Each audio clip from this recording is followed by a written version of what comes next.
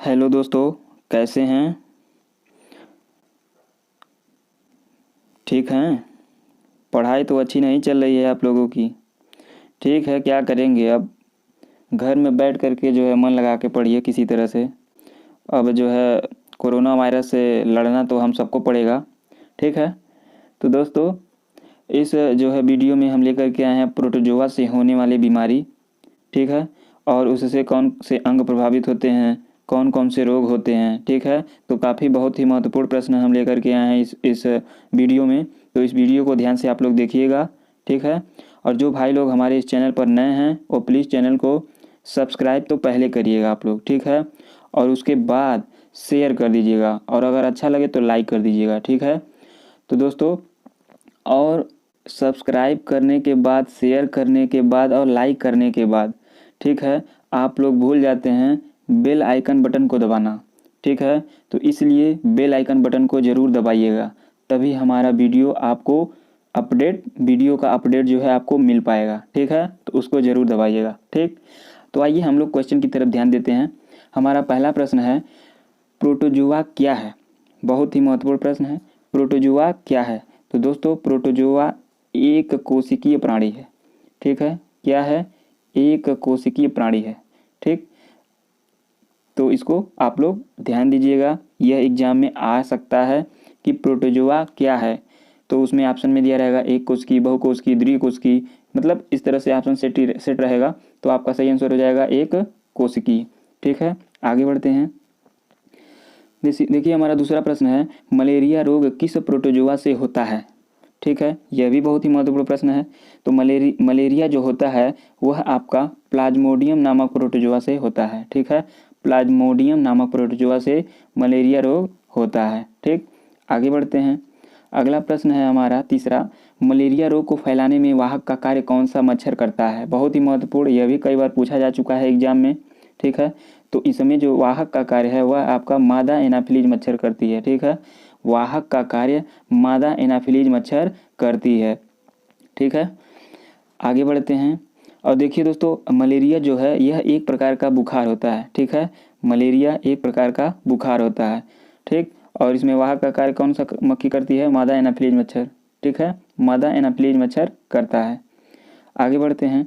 अगला हमारा चौथा प्रश्न है, प्लाज्मोडियम प्रोटोजुआ का जीवन चक्र कितनी अवस्था में होता है? बहुत ही महत्वपूर्ण प्रश्न है। तो यह आपका 2 अवस्था में होता है। ठीक है। प्लाज्मोडियम का जीवन चक्र जो होता है वह 2 अवस्था में होता है। पहला है स्पोरोजोइट, दूसरा है गैमीटोजोइट। जिसमें पहला वाला जो स्पोरोजोइट है यह मनुष्य के लिए हानिकारक है। ठीक है। यह मनुष्य के लिए हानिकारक होती है यह प्रोटोजुआ। ठीक है, स्पोरोजोइट। ठीक है। तो इसको याद रखिएगा। यह भी इस तरह से क्वेश्चन बन सकता है कि मनुष्य के लिए कौन सा प्रोटोजुआ हानिकारक होता है या हानिकारक है। तो ऑप्शन दिया रहेगा सेट करके, तो आपका उसमें स्पोरोजोइट हो जाएगा। ठीक है। आगे बढ़ते हैं। पांचवा प्रश्न है हमारा, मलेरिया रोग में कौन सा अंग प्रभावित होता है? बहुत ही वेरी वेरी इंपॉर्टेंट प्रश्न। ठीक है। तो मलेरिया रोग में कौन सा अंग प्रभावित होता है? तो आपका यकृत, प्लीहा तथा आरबीसी जैसे अंग प्रभावित होते हैं। ठीक है। मलेरिया रोग में यकृत, प्लीहा तथा आरबीसी प्रभावित होता है। ठीक। आगे बढ़ते हैं। छठवां प्रश्न है हमारा, मलेरिया के उपचार के लिए किस औषधि का प्रयोग किया जाता है? तो दोस्तों, यह भी बहुत ही महत्वपूर्ण प्रश्न है। कुनैन औषधि का प्रयोग किया जाता है। ठीक है। मलेरिया के उपचार के लिए कुनैन औषधि का प्रयोग किया जाता है। और जो ये हम किससे प्राप्त करते हैं? तो सिनकोना की छाल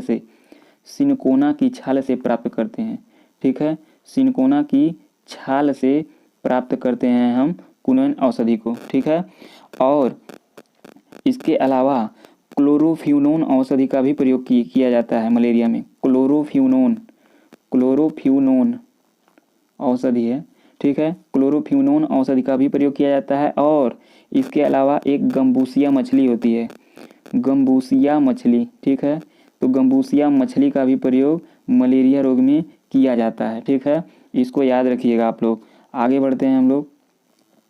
देखिए हमारा सातवां प्रश्न है, विश्व मलेरिया दिवस कब मनाया जाता है? यह रेलवे में जो है कई बार पूछा जा चुका है, रिपीटेड क्वेश्चन है। ठीक है। तो मलेरिया दिवस यानी विश्व मलेरिया दिवस कब मनाया जाता है? तो 25 अप्रैल को मनाया जाता है। ठीक है। 25 अप्रैल को मनाया जाता है विश्व मलेरिया दिवस। आगे बढ़ते हैं। 8वां प्रश्न है हमारा, मलेरिया से मुक्ति पाने के लिए सरकार ने मलेरिया से मुक्त बनाने के लिए भारत सरकार ने मतलब कब तक का लक्ष्य रखा है कि मलेरिया से भारत मुक्त हो जाएगा। ठीक है, तो ये आपका सही आंसर हो जाएगा 2030। जी हाँ, 2030 तक जो है भारत मलेरिया से मुक्त हो जाएगा।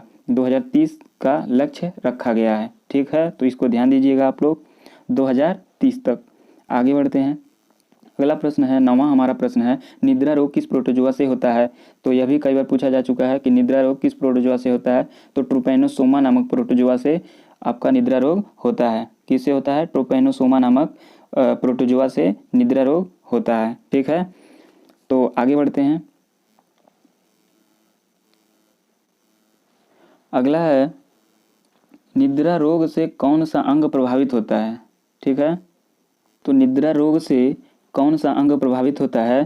तो देखिए दोस्तों, इससे केंद्रीय तंत्रिका तंत्र प्रभावित होता है। ठीक है, यह भी बहुत ही महत्वपूर्ण प्रश्न है कि निद्रा रोग से कौन सा अंग प्रभावित होता है। तो केंद्रीय तंत्रिका तंत्र प्रभावित होता है। ठीक है, केंद्रीय तंत्रिका तंत्र प्रभावित होता है, और इससे यह जब हो जाता है तो व्यक्ति को अधिक नींद आता है।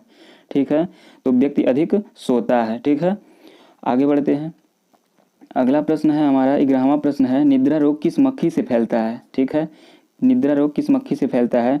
तो आपका सही आंसर हो जाएगा सीसी मक्खी से फैलता है। ठीक है, सीसी मक्खी के द्वारा जो है निद्रा रोग फैलता है। ठीक है, सीसी मक्खी के द्वारा। बहुत ही महत्वपूर्ण प्रश्न है यह। ठीक है, इसलिए आप लोग ध्यान से इस वीडियो को देखिएगा। ठीक है, आगे बढ़ते हैं। देखिए 12वां प्रश्न है हमारा, कालाजार रोग किस प्रोटोजोआ से फैलता है। तो आपका सही आंसर हो जाएगा लिस्मेनिया नामक प्रोटोजोआ से। ठीक है, यह भी कई बार पूछा जा चुका है क्वेश्चंस। ठीक है, तो कालाजार रोग किस प्रोटोजोआ से फैलता है। लिस्मेनिया नामक प्रोटोजोआ से फैलता है। ठीक है, और कालाजार जो होता है यह एक प्रकार का बुखार होता है। ठीक है, यह एक प्रकार का क्या होता है? बुखार। कालाजार बुखार होता है एक प्रकार का। ठीक है, और कालाजार रोग जो होता है यह रेगिस्तानी प्रदेशों में तथा रेगिस्तानी देशों में होता है। ठीक है, रेगिस्तानी प्रदेशों में और रेगिस्तानी देशों में भी जो है इसका काफ़ी प्रसार है। ठीक है, तो यह रेगिस्तानी प्रदेशों में पाया जाता है या रेगिस्तानी देशों में पाया जाता है, और इससे संबंधित जो है व्यक्ति का शरीर जो है काला पड़ जाता है। ठीक है, इससे संबंधित व्यक्ति का जो शरीर है वह काला पड़ जाता है कालाजार से। ठीक है, आप याद रखिए, कालाजार से काला शरीर काला पड़ जाएगा। ठीक, आगे बढ़ते हैं। कालाजार रोग, 13वां प्रश्न है, कालाजार रोग में वाहक का कार्य कौन सी मक्खी करती है। ठीक है, तो बहुत ही महत्वपूर्ण प्रश्न ये भी है। तो इसमें वाहक का कार्य बालू मक्खी करती है, या सैंड फ्लाई इसको कह सकते हैं। ठीक है, तो जो है बालू मक्खी इसमें जो है वाहक का कार्य निभाती है। ठीक है, तो आगे बढ़ते हैं हम लोग। अगला प्रश्न है हमारा, पायरिया रोग किसके द्वारा फैलता है। ठीक है, तो यह भी बहुत ही महत्वपूर्ण प्रश्न। पायरिया रोग जो होता है वह एंट अमीबा जिंजीबैलिस से फैलता है। ठीक है, एंट अमीबा जिंजीबैलिस से फैलता है, और इससे यह जब हो जाता है तो इसमें दांतों और मसूड़ों का क्षरण होने लगता है। ठीक है, दांतों और मसूड़ों का क्या होता है? क्षरण होने लगता है। ठीक, तो आगे बढ़ते हैं। 15वां प्रश्न है हमारा, फाइलेरिया रोग किस मच्छर के काटने से फैलता है। बहुत ही महत्वपूर्ण प्रश्न है, कई बार पूछा जा चुका है ये भी। ठीक है, रेलवे में कई बार पूछा जा चुका है।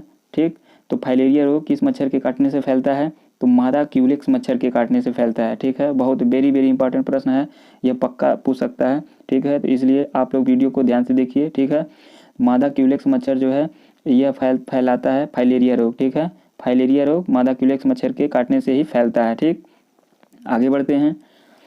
अगला प्रश्न है हमारा, पेचिस किस प्रोटोजोआ से फैलता है। बहुत ही महत्वपूर्ण प्रश्न ये भी है। ठीक है, पेचिस किस प्रोटोजोआ से फैलता है। तो एंट अमीबा हिस्टोलिटिका से फैलता है। ठीक है, एंट अमीबा हिस्टोलिटिका के द्वारा पेचिस फैलता है। ठीक है, और यह प्रोटोजोआ शरीर में दूषित जल और दूषित भोजन के द्वारा ही फैलता है। ठीक है, और इससे जो प्रभावित अंग है वह आंत है। ठीक है, यह आंत को प्रभावित करता है। ठीक है, तो पेचिस आंत को प्रभावित करता है। किस प्रोटोजोआ से होता है? एंट अमीबा हिस्टोलिटिका प्रोटोजोआ से होता है। ठीक है, तो दोस्तों इस वीडियो में हम 15 से 16 प्रश्न लेकर के आए थे। ठीक है, जो बहुत ही महत्वपूर्ण थे, तो इसलिए हमने सोचा कि जो है प्रोटोजोआ से जो है आप लोगों को अवगत करा दें प्रश्नों से।